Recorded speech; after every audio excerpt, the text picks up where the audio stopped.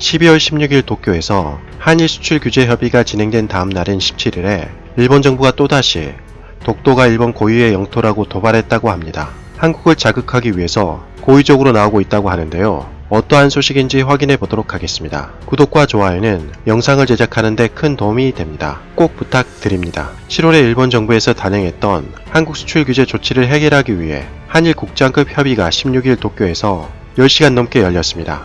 7월에 열렸던 협의는 창고 같은 회의실에서 인사조차 나누지 않았는데 그거에 비하면 훨씬 부드럽고 좋은 분위기였지만 종료 시간인 5시를 훌쩍 넘겨 8시 18분까지 의견차는 좁히지 못하고 평행선만 달렸다고 합니다. 특히 국장급 협의 와중에 스가 관방장관은 기자들에게 일본은 한국 수출 관리 등을 종합적으로 평가해 운용할 방침이다. 이러한 점은 상대국과 협의해서 결정하는 성질의 것은 아니다. 라고 기존 입장을 되풀이했다고 합니다. 아직까지 일본은 형식적으로 협의만 할 뿐이지 수출 규제를 풀 생각이 없는 것 같은데요. 심지어 독도에 대한 영토 도발까지 했다고 합니다. 산케이 신문에 따르면 12월 17일 에토 영토 문제 담당관은 기자회견에서 현재 도쿄 히바야 공원 지하에 있는 영토주권 전시관을 2020년 1월 21일에 도라노먼으로 이전한다고 밝혔습니다. 현재 지하 1층 후미진 곳에 자리 잡고 있어서 여행객 발길이 적었으나 정부 청사가 밀집한 번화가로 옮겨 본격적으로 홍보하겠다는 의지로 보입니다.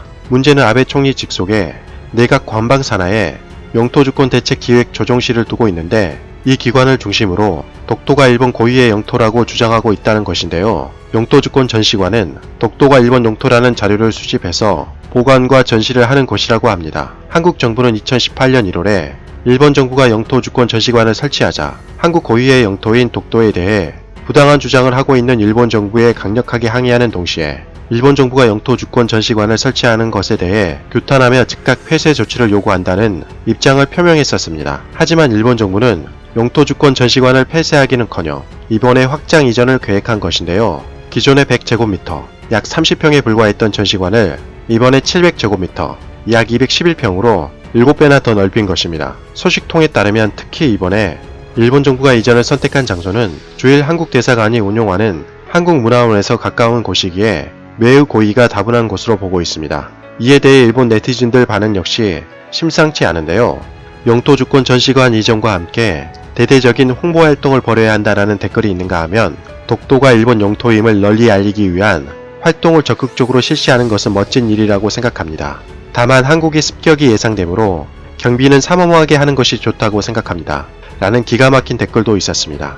당연합니다. 늦은 것 같습니다. 빠르게 불법 점거 사태를 해결해 주십시오. 라는 말도 되지 않은 글도 있었습니다. 달린 댓글들이 거의 대부분 독도가 일본 땅이라고 주장하는 어처구니 없는 상황이 벌어졌는데요. 일본 국민들의 인식이 어떠한지 알 수 있는 계기가 된 것 같습니다. 솔직히 말해 굳이 설명할 필요도 없이 독도는 역사적으로 한국 땅이었고 현재도 미래도 한국 땅입니다. 독도가 한국 땅이라는 셀 수도 없이 많은 증거와 자료가 명확히 있는데도 불구하고 일본 정부와 일본 국민들은 눈과 귀를 막고 호시탐탐 독도를 노리고 있는 것으로 보여집니다.